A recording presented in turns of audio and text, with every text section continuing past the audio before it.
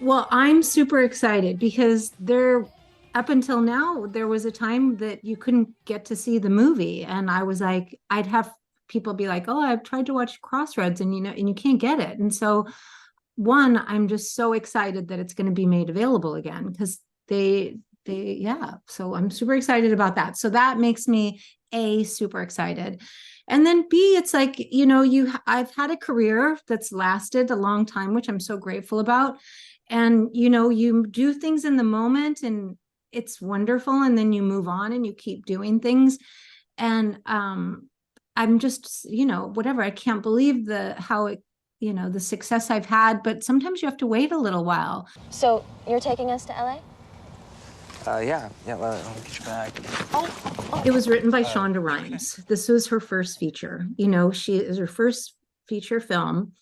And to me, I think you're seeing a master storyteller who knows how to tell stories, complicated female stories. And when you watch the film, you really see like we were dealing with some really serious elements, at the time. And even now, like, and I feel like this movie really it was made for girls by girls. I found that style of acting is like she'll be called a bad actor if she acts like a Disney actress in this movie with people like Zoe Saldana and Taryn Manning and Anson Mount, like super good, like solid actors that have grounded performances and that are very realistic. So my goal with Britney was not to get her to act. I hung out with her enough to where I could figure out who the real Britney was, because at the time she was like superstar, but there was a part of her where she was the authentic person.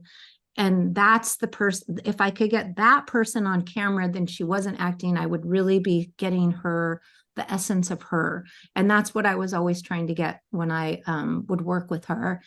Are you curious to read Brittany's book and see what she says about making Crossroads?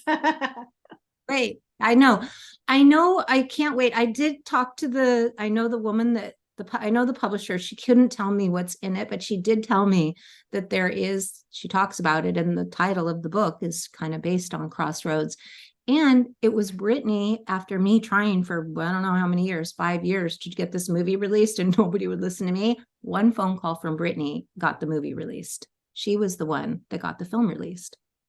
Really? Yes, she called up. She found out that it's not available. Paramount didn't renew their license for some reason.